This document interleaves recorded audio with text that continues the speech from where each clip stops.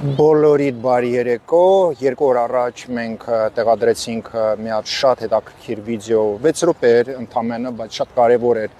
երբ ես պատմում էի ձեզ ոնց են ոսկին 2000 թվականներից գողանում Ռոբեն Վարդանյանը, Ռոբերտ Քոչարյանը եւ ռուսները եւ տեսեք մենակ անգլերեն էջում արդեն հասնում է 100,000 դիտում, այս դրությամբ 90,000 ունենք երկու օրում, բացի դրանից YouTube-յան ալիքում ահագին հետևորդներ թողեցին իրենց կոմենտները ոչ շատ, բայց էլի բավական ռուսական էջում ունենք մենք կոմենտներ եւ դիտումներ, այնպես որ շատ ուրախ եմ, որ այս ձևի տարածվեց եւ առանձին ուզում եմ շնորհակալություն հայտնել բոլոր դրանց, ովքեր կիսվել են այդ վիդեոյով, համարյա 600 ռեպոստ ունենք, համարյա 6000 լայք ունենք, շնորհակալ եմ շատ բոլորիդ, ես կարդում էի բոլոր կոմենտները, ներողություն եմ խնդրում, որ չեմ կարող 2-3 նախադասություն գրեմ, քանի որ մոտավորապես 400 թե 500 կոմենտ կա, մենակ անգլերեն էջում եւ չեմ կարող երկար տեքստեր գրեմ, բայց շնորհակալ եմ եւ երբ տեսնում եմ 3, 4, 5 հատ նախադասություն եք գրում, դա խոսում է դրա մասին, որ մեզ ունեք արդեն այնպիսի կապ, որ մենք, չգիտեմ, իսկապես երբ ես ասում եմ եղբայրներ եւ քույրեր, տենց էլ կա։ Հավատացեք, որ դա ասում եմ սրտանց եւ այս 8 տարին ես իմ աշխատանքս թե TikTok-ում, թե YouTube-ում, թե Facebook-յան էջերում, թե խմբերում ես ցույց տվեցի, որ ես իմ կարծիքս չեմ փոխում եւ չեմ կարող փոխեմ։ Այսօր ուզում եմ նշել, որ ահագին ստացա նամակներ եւ ձեզնից հարցեր շատ կարճ կուզենայի պատասխանել, նաև հարցնում էին Ռոման ջան, դուք ասում եք դրա մասին, որ մինչև 88 թվականները հայերը ավելի լավ են ապրել ադրբեջանցիների հետ, տեսեք, եթե կարճ թույլ տաք, ես պատմեմ ինչի մասին է խոսքը, օրինակ մինչև 88 թիվը, երբ Ղարաբաղի հայերը ապրում են ադրբեջանցիների հետ, մեզ բոլոր մեր հայերը, թե Մարտունի շրջանում, թե Մարտակերտ, թե Հադրութի շրջանում, բոլորը մշակում էին բոլոր այն արտերը, որը կար։ Երբ եկան Ռոբերտ Քոչարյանը դաշնակները, Ղարաբաղ, պատկերացրեք մոտավորապես 40%-ն էին մշակում։ Պատկերացնում եք, այն ձևի հողերը вообще չմշակեն, այսինքն քանի որ մարդիկ թալանով էին զբաղված, սփյուռքից փողեր էին գողանում, Հայաստանի բյուջեն էին թալանում, իրանք էլ չէին ուզում մշակեն այդ արտերը։ Այդքան վատ ենք մենք ապրում, հասկանում ենք, երբ դաշնակներն են մեր ղեկավարները եղել եւ Ռոբերտ Քոչարյանը։ Նաեւ ասեմ, որ մենք ադրբեջանցիների հետ երբ ապրում ենք Ղարաբաղում, ոչ մեկ մեր կանանց չէր բռնաբարել։ Մեր կանայք կոնկրետ Սամվել Բաբայանի ժամանակ, Ռոբերտ Քոչարյանի ժամանակ, դաշնակների ժամանակ 7-ից հետո, կոնկրետ 94 թվականից մինչև 99 թվականը, 7-ից հետո մեր կանայք Ղարաբաղում, Ստեփանակերտում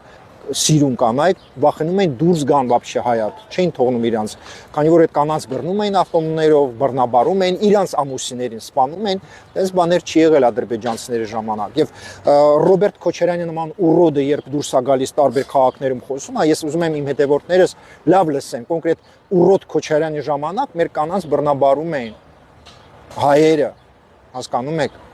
Մենք ապրում ենք շատ լավ մինչև 88 թիվը, մենք աշխատում ենք զավոդներում, ֆաբրիկաներում, մարդիկ ստանում են իրանց աշխատավարձը։ Իր ժամանակ մարդիկ, ովքեր կներեք, ապրում են գյուղերում կամ փոքր քաղաքներում, ինչ որ նախարարություններ է բացել Հայաստանի բյուջեի հաշվին ու կներեք,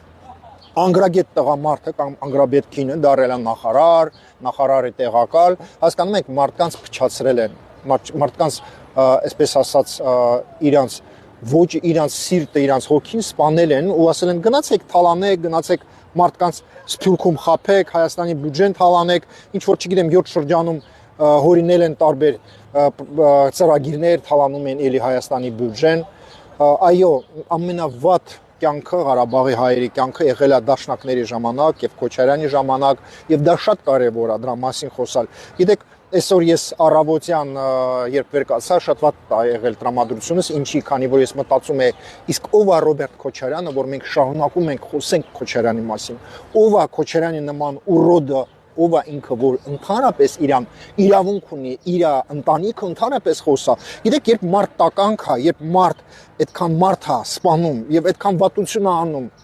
իմ ազգիս հանդեպ ու շարունակում է խոսալ, գնալ, ես չեմ կարող պատկերացնեմ, երբ ես ինչ-որ մի վատ բան եմ անում, թեկուզ հավատացեք, մի խնդացեք, եթե ես մի հատ շան կամ կատու խփեմ, չէ, ոտով, եւ ես երևի 3 օր իմ տրամադրությունս կընկնի, ես չեմ կարող հաց ուտեմ, իմանալով, որ ես շնիկին խփել եմ։